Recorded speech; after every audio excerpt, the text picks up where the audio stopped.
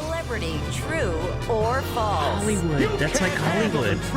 Do you like that? I True or love false? it. Looks That's like old the Hollywood school sign. Hollywood, and the letters are like the Hollywood sign. I See, love it. You're picking up what we're Great putting font. down. David Cross. Great font, here. Rich. Yeah, thank you, David. I appreciate that. I walk in every day saying, I hope our guests compliment us on our fonts. David Cross, first up for you. True or false? You were introduced to Bob Odenkirk, who you did Mr. Show with for many, many years, by Janine Garofalo, who tried to set you guys up with a pickup basketball game, but Bob slammed the door in your face when you attempted to hook up with a basketball game with him.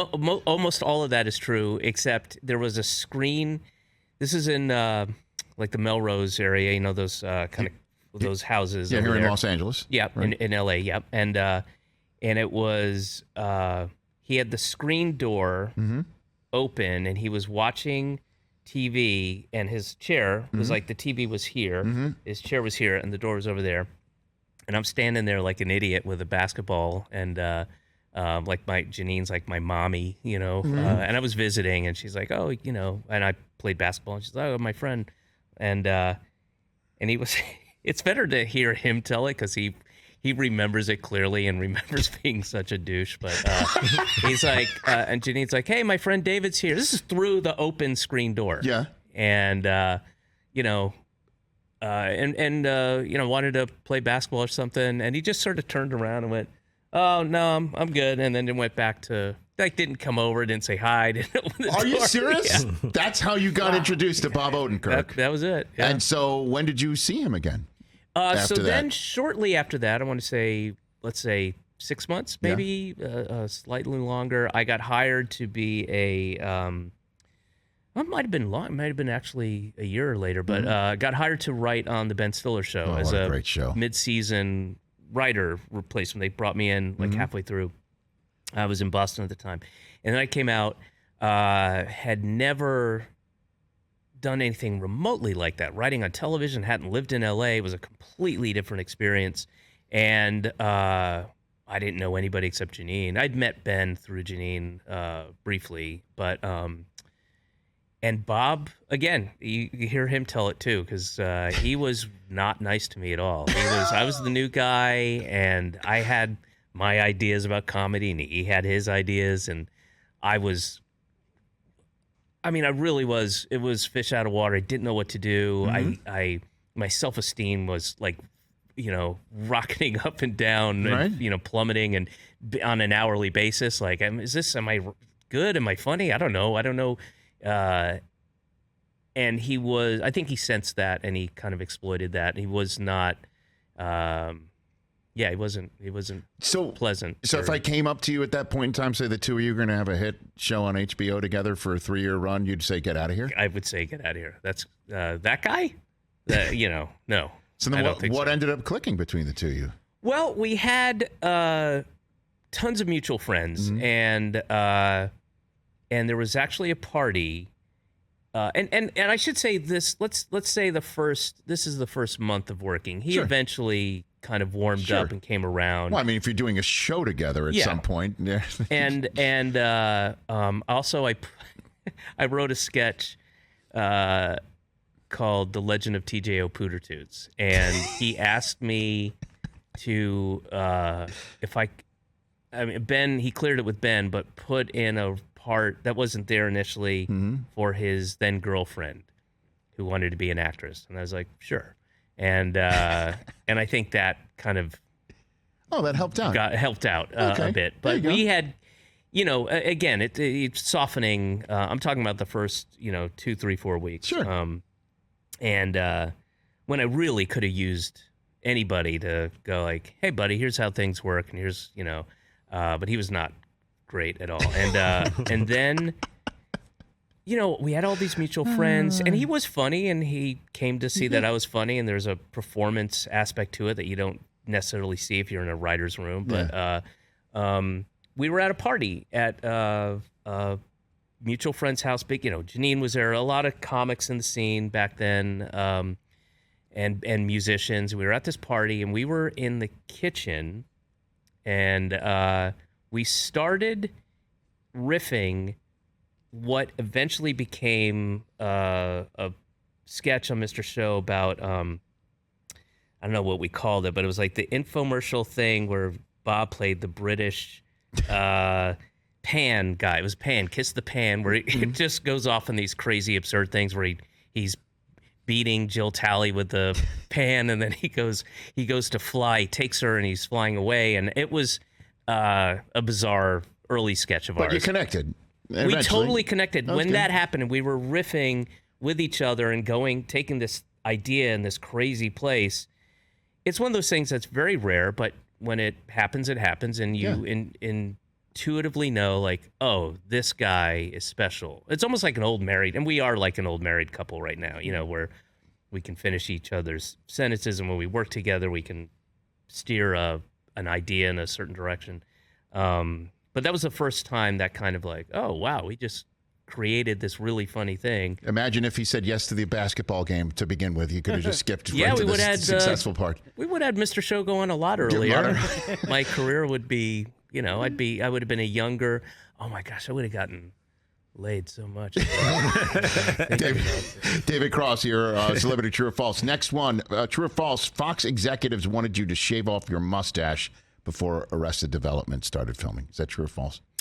That's false, but it's you're in the right area. What it was I had this very specific idea of what Tobias looked like and what he was, and part of it was I wanted him to have a mustache, and I was and I didn't have anything, so it would have been prosthetics, I believe, but we were getting ready to shoot the pilot. It's probably 6 a.m., which means, I've been up since 4:30, 4:45, and, getting to set and gone through wardrobe. And then this woman who was a producer came over and said, Gail, this is Gail Berman. Gail Berman doesn't want you to have a mustache. I was like, why? She has 3 rules for comedy for men. No, I remember this vividly. No mustaches, no hats, and no puffy shirts.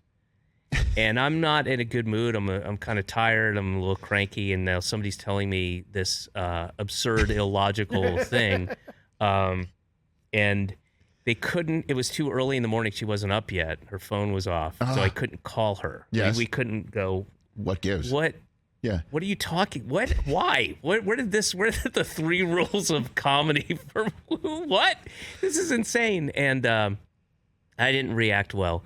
And they ended up calling a woman named Tracy Katsky, who I was friendly with, who was working just underneath Gail, who signed off on it. So that Tobias almost didn't have a mustache. It wouldn't have been a totally different character. Completely different. Next one, in real life, David Cross, you auditioned for the role of House that went to Hugh Laurie, but later on the Arrested Development creators tried to get you a cameo on House, but as Tobias Funke. And the House creative team nuked that idea. Is that true or story? You know what? I have heard so many variations of that. Okay. I truly don't know. And so that would have been behind the scenes at Arrested. I'm sure at some point, Mitch would have gone, hey, what about this idea? And I never said no to a Mitch Hurwitz idea. I'd be like, great, But is it true you did audition for House to begin with, or no? Oh, that probably is true. I know I got relatively close. And again, relatively, not like it wasn't between me and the final person, but I know I was considered and got past a couple levels for House and Breaking Bad. I had a really good audition for Breaking Bad. Really? And, for Walter White or for? Yeah, for Walter White. Yeah. And can you imagine anybody else but Bryan Cranston? I mean, it's impossible. No, I guess in retrospect, the fact that you and Odenkirk would have wound up working together again. How crazy would. But I mean, I wasn't like, it wasn't like between me and Bryan. I just got a couple, I got a few levels in where I was called back, and then I was starting that process. But there's still plenty of. But you're unaware that that the creators of Arrested Development tried to get you as Tobias on House. It totally makes sense. They're both Fox shows, right? Yes, that makes it. There is connective tissue. You know what? Oh, I know what it was. I bet they would have. Yeah, they would have wanted Tobias to be an actor in the background, right? And I'm sure the house people are like, look, we're a serious show. We can't have your crazy fantasy world crash the reality of our fake show. Our fake show is grounded differently than your fake show. That would have been amazing. Yeah. Last one for you. True or false, David Cross. Tobias's famous never nude cutoff jeans were bought by the Arrested Development costume design department in the women's section at Neiman Marcus. That cannot be true. I don't know, but there's no way. You don't know if that's true or false? Apparently this is... Are you saying that's true? We're saying this is what has been put on the internet. That's why we're asking you about what's true. Wait, say that again? That the costume department at Arrested Development bought your never nude cutoff jeans in the women's section at Neiman Marcus. Initially. You don't know the origin of these shorts? No, why would I ever go like, you got to tell me, is this farm to table? You got to source this thing. Come on, I want to see. It's got to be ethically sourced. So then I guess how was this idea placed in front of you for the never nude jean shorts? That was a Mitch thing, and apparently that is a real affliction that some people have that he read about, I believe. And it's the mind of Mitch Hurwitz. And you bought in? Why not? You bought in. Oh, I never said no to a Mitch Hurwitz idea. Absolutely, whatever he wants. Yeah. Was there ever an idea you had that they said we can't try on Arrested Development? Anything like that? The only thing I didn't get to do was one stunt. I like to do all my own stunts on everything, and which is that one? And there was it's when he's dressed covered in silver and diamonds, and he's stalking Lindsay, and then there's a truck that I'm hanging on the side of, and that's the one they let me do all my other stunts. That's the one they wouldn't let me do. Like they wouldn't. Fox legal liability wouldn't let me do that, so they rigged a guy up. And who was the easiest to crack up on that set, where it just broke? Oh, that's a good question. I was pretty easy to break, but I would say maybe Will. I would say he was easy to break. Easy, and not that anybody was easy. And Bateman too sometimes. I mean, I'll tell you something, Rich. Here, all right, so there's I don't remember the episode, but there's a scene. It's a flashback, and Buster, Tony Hale, is playing the piano. I'm dancing in my shorts, and Will and Bateman are in the Lucille penthouse, and they're on a table, and Will is cracking up, and Will was literally really cracking up, could not stop laughing. They just used it because it's a quick shot, yes. But as Tony and I are doing our stupid thing, he was cracking up for real. That's a real legit amazing laugh. David Cross, great to see you here. Thanks for coming on the Worst Daddy in the World tour. Check it out, officialdavidcross.com. Catch the Rich Eisen Show every single day on the Roku channel, 12 to 3 Eastern, for free.